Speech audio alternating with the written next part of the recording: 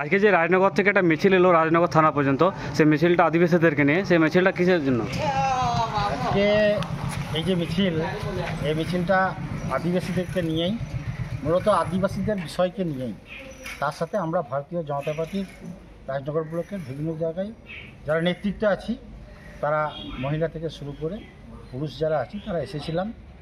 মূলত গত 24 তারিখে একটা ঘটনা ঘটেছিল আলিগড় রোডের উপরে, এবং সেখানে রাজনগর মহাবিদ্যালয়ের দুইজন ছাত্রী শম্পা মারান্ডি এবং ওই নাম সরেন, এরা দুজনে বাড়ি ফিরছিল। তারা দ্বিতীয় বর্ষের ছাত্রী, এবং তারা যখন বাড়ি ফিরছিল তখন এই এলাকারই রানা প্রতাপ রায়ের ছেলের সঙ্গে আরও দুইজন ওই মেয়ে দুটিকে যথেচ্ছভাবে কটূক্তি করে, গালিগালাজ করে, জাত তুলিয়ে কথা বলে এবং তাদেরকে যৌন নিগ্রহ করে।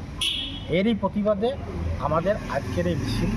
এই মিছিলে আমাদের যেমন রাজ্য সম্পাদক জগন্নাথ দা ছিলেন, তেমনি ছিলেন বীরভূম জেলার সভাপতি ধ্রুবদা, এমএলএ অনুপ সাহা এবং শ্যামসুন্দর গড়াই সহ উপস্থিত অনেকেই ছিলেন।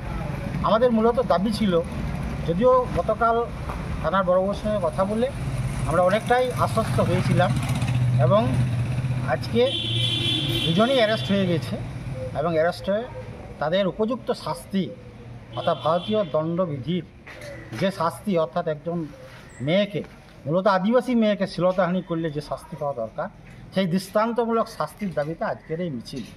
এবং এই শাস্তির মধ্য দিয়ে রাজনগর ব্লকের যুব সমাজ যেন ভালো হয়, রাজনগর ব্লকের যুব সমাজ যেন ভুল পথে পরিচালিত না হয়, তার জন্যই আজকের এই মিছিল।